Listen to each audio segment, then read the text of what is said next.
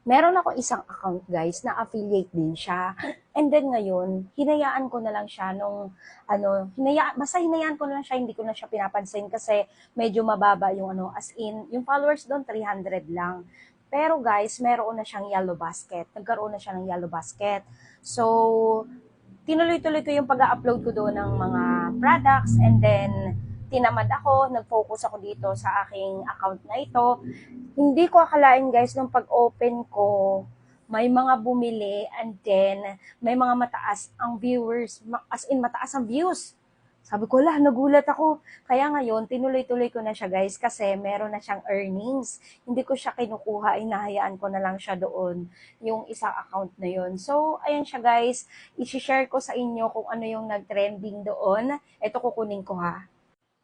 So ito siya guys, ito yung about dito, yung nag-trend doon guys sa wallet na to. Kasi ang ganda talaga ng wallet na to guys. Ayan, meron siya lagayan ng bills dito, and then may lagayan siya ng cards dito, ayan, meron pa dito, and then meron pa ulit lagayan dito ng bills, and then meron pa ulit dito lagayan ng bills. Ayan, katulad niyan, nilagay ko dito yung bills ko. And guys, ayan, naglagay din ako dito kasi para maalala ko na, okay, yung wallet ko. Ayan, may lagayan pa siya ng cards dito.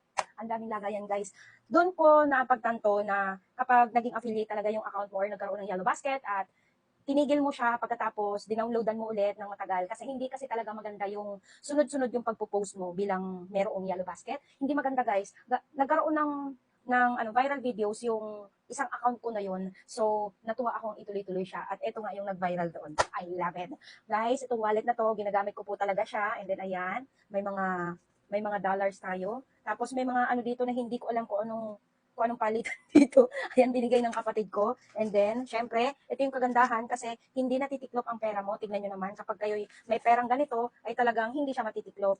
Ayan siya guys, malinis na malinis. Kailangan kasi sa pera ng Pilipinas, ganito siya guys, hindi tiklop-tiklop at walang sulat-sulat. Kaya, mas importante talaga, meron tayong long wallet. Gaya nito. Ang mura naman ng long wallet na ito guys, 93 pesos lang naman to. Hindi nyo mabili. Tapos, ang ganda ng tahi.